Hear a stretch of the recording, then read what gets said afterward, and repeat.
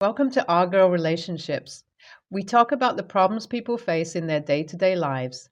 Let's start with the video. Rosalind and I, to put it lightly, never had a good married life. We met when we were both 21 at our master's program. Being new to the city where our university was, we both became each other's company, and initially it was nice, but ever since the beginning of everything between us, everything was clouded with lies. It was horrible.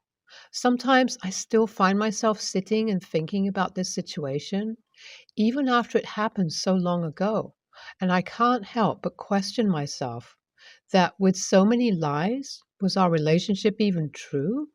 Was she even true? Well, after questioning everything myself, I often wonder if any of this will ever be answered. So, like I mentioned, Rosalind and I met at our master's program.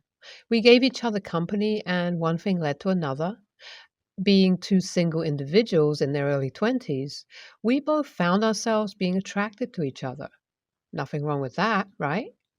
Wrong, because these things are only fun when both of them are single, not just one. And well, I think it is needless to say that I fell for her stupid lie, and that too was the first one from the many lies she was going to tell me. Well, now, not being aware of her lies, we start to date, and right after about a year of it all, Rosalind sits me down one day and tells me she's pregnant. Now, hearing this news might give out a mixed reaction among all of you, and it did for me as well, because for the first couple of minutes, I found myself questioning all the precautions we took. But well, mistakes happen, and I've already always wanted to have kids, so I just went with the flow. It was all still good then. I mean, I paid for all of the expenses, and Rosalind seemed very happy. She soon gave birth to my first daughter, and our bond had just gotten stronger. So I did what I thought was the right next step. I decided to ask her to marry me since by that point we had finished our master's program and both were earning pretty well.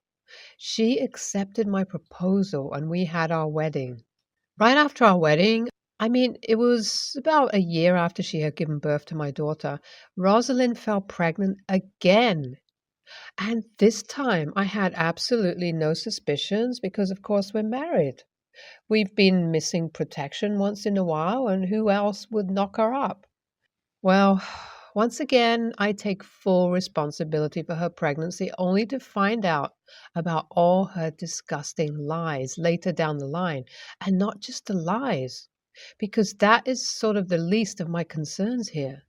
It's just her horrible behavior, her ability to lie so much, and her ability to use her emotions like a mask that she can just put on and take off once in a while. I only found out about it all after the birth of our son. It was horrible. From the get go, it was like she just wanted to be out and engaged in her work. She wants to excel in her work, she'd tell me, and it didn't take too long until she sat me down and told me that she had gotten an amazing promotion and was wondering if I could be a stay at home dad for the kids. Honestly, everything she said at that time perfectly made sense.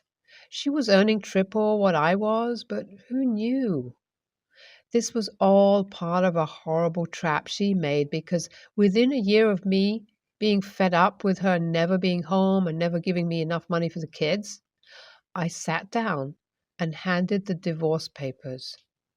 I still remember very vividly how she was buzzing, full of pride, as she told me all about her affair. I was informed to evict the house from there. And since it had been only a year that I had been a stay at home dad, I had no leg to stand on, and definitely no savings because most of them had been exhausted from looking after the kids. Well, I was at a low phase from there on. I knew my kids weren't mine because she told me about it all the moment I was handed the divorce papers. Now, with no money to fight for child support, with the already rigid laws, I found myself at a very low point in my life for the next couple of years as I struggled to make ends meet. for my children. Yes, I still call them mine because they don't have anyone else except me, at least not their mom. So it's been about 9 years since all of that happened. Currently, I'm at a very good place in my life after making some smart career choices. I currently live with my children and my wife, Anna. Life has been good and everything, but that's not the end of it all, Because if it was, I wouldn't be here. Well, it's a random day at work and my phone starts to buzz with calls from this unknown number. I just pick up without thinking about anything because I often get calls from old friends, clients, since I've had this number for a really long time. Now, as soon as I pick the call up, right by the tone of the hello, I can tell it's Rosalind. It almost feels like my heart has dropped into my stomach because, mind you all, it's been a whopping 9 years since we last spoke. Questions immediately start raising in my mind, and I ask her the same. Why are you calling me? I asked, and her response was to start trying to pursue me, to meet her, to catch up. Well, obviously, I'm not going to fall for that, and I just tell her to put it straight to me. So she does. She goes on a 15-minute tangent about her sad life, how her ex, who she had left me for, left her and she has nowhere to go because she has no savings. I knew where this was going, and even before I got the opportunity, she asked me if I could help her out with some cash. I immediately said no and reminded her everything she's ever put me and my children to. Surprisingly, she heard everything. I guess she's really at a low point in her life because soon after, she began begging like crazy, and once again, I declined, hanging up the call. Now, I wouldn't think about this situation ever again, but the fact that she's gone out of the way to message my kids and some of our mutual friends in our master's program who are all pressuring me to help her out. I'm kind of conflicted. AITA? Hi, everyone. I decided to meet up with one of our mutual friends who she had messaged on Facebook. It seems like she and Rosalind have been friends for a long time, and I just wanted to know what it was that made her believe that Rosalind, anywhere, had the right to feel entitled to my money. On top of that, Anna too has jumped on the bandwagon of having Rosalind to meet the kids, and I don't know where all of this is coming from. I will be talking to her, likely showing her this post after she comes back from her work. Stay tuned for the updates. I met up with Maya, the mutual friend, and boy, was the story Rosalind spread about me a mess. Apparently, ever since we broke up, Rosalind claimed that I had been cheating and left home with the kids to live with the affair partner. Now, everyone had their suspicions on that one because why would any judge let me have full-time custody for my kids? Well, now I realized the reason why none of these people have been talking to me, and things just intensified after the fact that Rosalind allegedly got out of another toxic relationship and is struggling so much that she technically has to be on the streets. I was fuming. I made it all clear to Maya and told her that she was a shitty friend if she just lived happily ever after hearing one side of the story.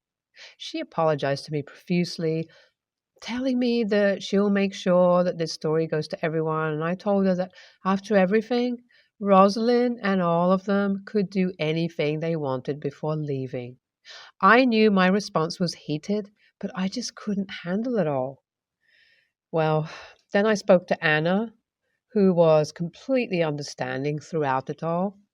I showed her this post, and after speaking for a while, she began tearing up and confessed to me that the reason she had been insisting on making the kids talk to Rosalind was because they had been blaming it all on her.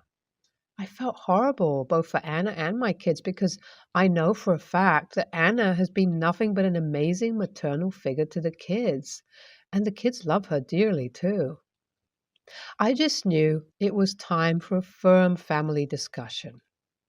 It's been a couple of months since I last updated. My children and both Anna and I are in family and individual therapy currently, and it's helped a lot to communicate and express our emotions about this situation.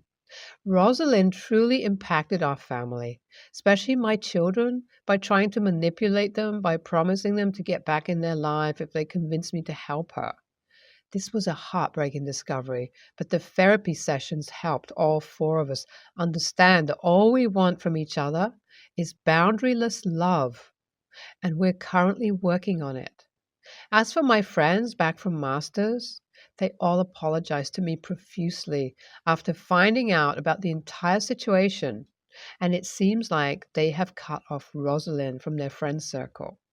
Honestly, all of them are like strangers in my life at this stage, so it doesn't impact me all that much. What does, though, is my family, and the fact that they seem happy currently is all that matters. Thank you. NTA, you've handled this situation perfectly.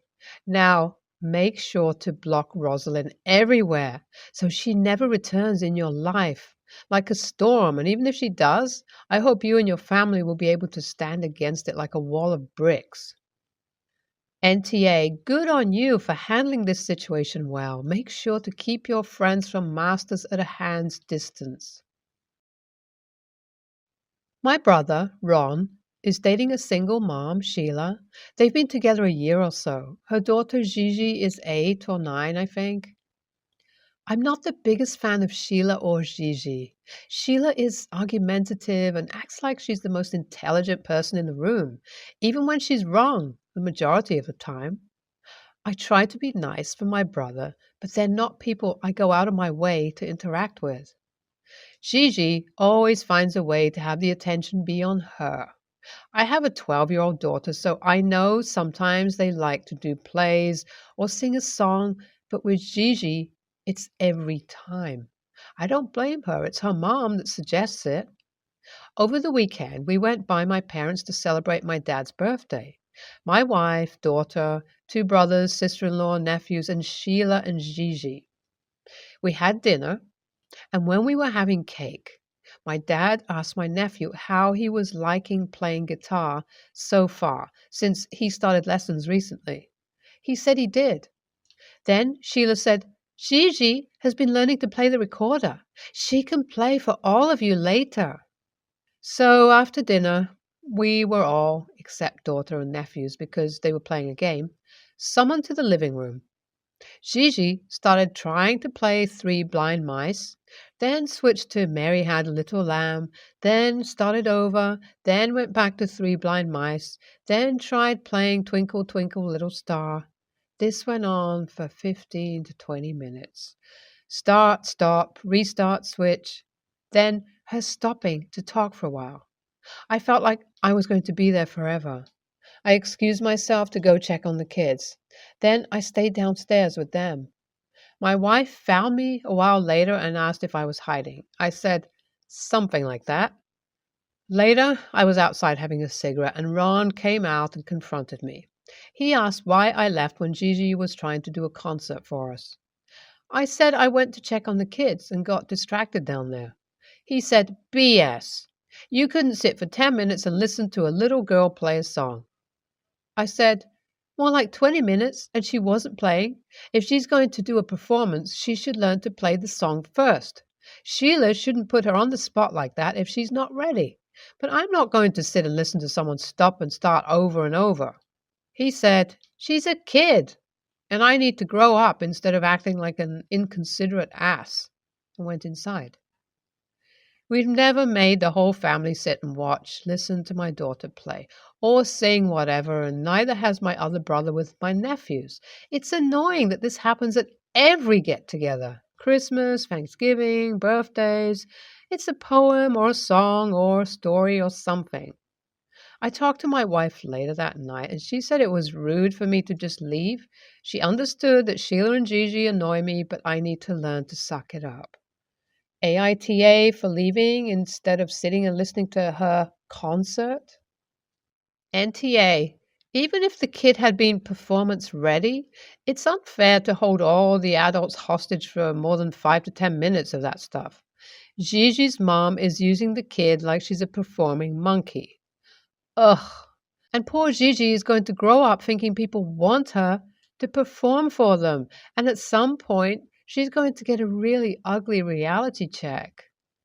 Ideally, someone in that group would be able to break into the performance with a genuine, "That's great. Let's hear it for Gigi. She's earned a piggyback ride," or ice cream or whatever, and gracefully bring the concert to a close. I can't muster that kind of convincing emotion, but I admire those who can. NTA, I'm pretty sure I would have done the same or worse, like taken out my phone and zoned out. In your situation, it's cool to encourage kids to try things and perform, but there's a limit. After 20 minutes, if it's not my kid, and if the kid in question doesn't know what they're doing, subjective, but IMO, stopping and restarting multiple times qualifies. That limit has been passed. If it's my kid, I'll listen however long. So I get where your brother and Sheila are coming from, but I'm not going to throw a fit if other people don't. And if it's a reoccurring event, then definitely NTA. NTA, you are not obliged to care about someone else's kid's shitty talents. I have a friend who keeps sending me vids and pics of his kids doing the most mundane things. And I always feel like my time has been wasted. Like, bro, this is 2022. If your kid isn't gifted, then no one cares. Okay, so for context, my mom, female 36, had me, female 20, when she was only 16 years old, and my stepdad is 3 years younger than her, so we only have a 13-year age gap. They married when I was 9 years old, and rather than attempting to immediately assume the role of father and replace my father, he made an effort to be more of a friend and someone I could rely on. So while I respect him as a father because he has raised me for the past 10 to 11 years, our relationship is more similar to that of an older brother and a baby sister. Growing up, my mother was always extremely strict and was the "I'm your mother, not your friend" type of parent. So having someone I could relax and joke with was extremely comforting. We were recently having a family movie night when this horrifying looking character appeared on the screen. So I joked and asked my stepdad how much he was paid to play that character. My mother was clearly annoyed by the joke, but we ignored her, and he laughed it off while joking that it was difficult for the production team to get the CGI to match my exact appearance. She didn't seem to mind his joke, which was normal because it doesn't seem to matter when I'm the target. After the movie, my stepdad switched on the news, and a report about a burning down shop in our city came on. A few weeks ago, the building my stepdad works in caught fire as he was leaving for his shift.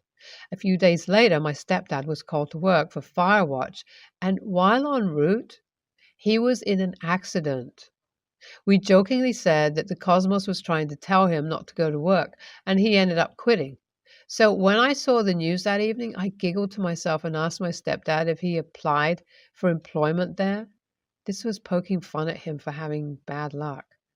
He laughed and remarked that it was actually pretty funny, but my mother didn't appear to think so because she snapped.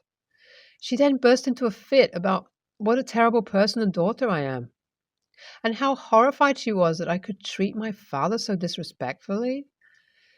She told him to quit tolerating my abusive behavior. She warned me that there would be consequences if I made another stupid joke, since she was tired of me tormenting my stepdad.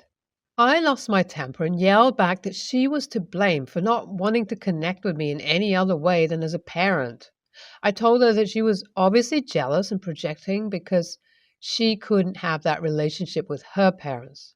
I then said she should shut up and mind her own damn business and maybe even grow up and pick up some humor along the way because she was nothing but a freaking buzzkill. She froze, then started sobbing. I might have been a bit harsh, but everything I said was true. My family called to tell me I was an a-hole for treating her that way. My stepdad also believes I could have handled the situation better. Am I the a-hole here? While what you said may be true, it was needlessly cruel and counterproductive. There obviously needs to be an honest discussion between the three of you where you can tell each other how you feel without judgment or yelling. Keeping it bottled up causes outbursts like that. NaH. But you all need to put in some work to be on the same page. NTA, your mother started the bad behavior. Has your stepfather ever told you he's uncomfortable with the way you guys banter? The problem with shouting at folks is that they tend to shout back, and when tempers are high, people tend to say things they would not normally say. Your mother wouldn't have had all those things said to her if she had started the conversation in a more measured way.